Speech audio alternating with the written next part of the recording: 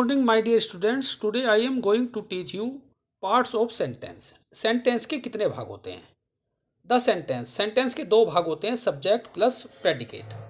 अब देखिए, सेंटेंस है, मैं तुम्हें आपको पहले भी पढ़ा चुका हूँ। Sentence is a group of words which make a complete sense, यानी कि शब्दों का ऐसा समूह जो एक पूर्ण भाव देता है, उसको हम वाक्य कहते हैं। एग्जाम्पल के लिए, Ram is a good boy, Suresh is writing a letter, to err is human, to forgive divine, to serve man is to serve God. अब each sentence has two parts. एक सेंटेंस के दो भाग होते हैं। जैसे subject, it is an agent who does something, यानी कि यह एक एजेंट है जो कुछ काम करता है, जो कुछ कार्य करता है। जैसे प्रेडिकेट आता है, is the rest part of the sentence, यह वाक्य का शेष भाग होता है। इसमें हमारा ऑब्जेक्ट इसमें वर्ब आती है, ऑब्जेक्ट आता है और डिटर्मिनर आते हैं, बहुत सारी चीज़ें आती हैं इसमें, और कॉम्प्लीमेंट आता है। अब देखिए, अब जो सब्जेक्ट, देखिए एग्जांपल के लिए है, जैसे सब्जेक्ट अलग दिया गया है और प्रेडिकेट अलग दिया गया है। जैसे नंबर 1 में, it is very cold, the sun rises in the east, stars twinkle at night, work is worship. अब आता है पार्ट्स ऑफ सब्जेक्ट। सब्जेक्ट के पार्ट्स कितने होते हैं? देखिए, सब्जेक्ट्स के पार्ट्स जो होते हैं वो इस प्रकार हैं।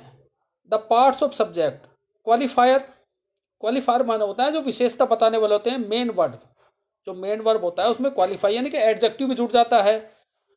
उसके बाद आता है डिटर्मिनर, जैसे हमारे एडजेक्टिव आता है और एडजेक्टिव फ्रेज भी आ जाती है। इनमें जो पार्ट्स ऑफ सब्जेक्ट होते हैं, जो एडजेक्टिव होता है, जैसे ए ब्राउन कैट, तो देखिए इसमें कैट सब्जेक्ट है और इससे पहले ब्राउन जो आया है वो एडजेक्टिव है। इस तरह से मैं बता रहा हूँ। अब मैं आपको बताता हूँ कि पार्ट्स ऑफ प्रेडिकेट के पार्ट्स क्या क्या होते हैं। देखिए, सबसे पहले सब्जेक्ट के बाद वर्ब आती है सेंटेंस में, तो वर्ब के बाद आता है ऑब्जेक्ट। देखिए, ऑब्जेक्ट भी दो टाइप का आता है हमारा, डायरेक्ट ऑब्जेक्ट और इनडायरेक्ट ऑब्जेक्ट। और इसके बाद आते हैं कॉम्प्लीमेंट होता है पूरक, जो शेष शब्द होते हैं वो पूरक का काम करते हैं। एग्जाम्पल के लिए देख ले, a fat hen, a bad workman, the mischievous boy in the class. देखिए, ये तो हैं सब्जेक्ट के एग्जाम्पल। देखो, जैसे ए फैट हैन आया है यहाँ पे, और ए फैट हैन में देखो हैन क्या है, हैन नाउन है, और नाउन से पहले क्या आया है, फैट है, और फैट से पहले क्या है, ए इज डिटर्मिनर है जिसको हम वो बोलते हैं आर्टिकल्स, और फैट है हमारा एडजेक्टिव। तो ये तो सब्जेक्ट की एग्जाम्पल दिया गया है। अब उसके बाद आता है पार्ट्स ऑफ सब्जेक्ट। देखिए, यह दिया गया डिटर्मिनर है, एडजेक्टिव है, मेन वर्ड है, एडजेक्टिव फ्रेज है। अब प्रेडिकेट,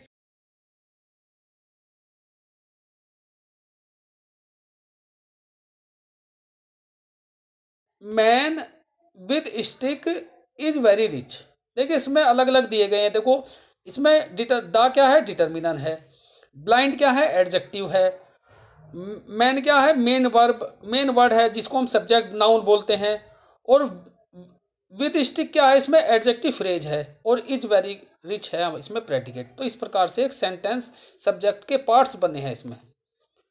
दूसरा से, my elder brother in Lucknow is a doctor.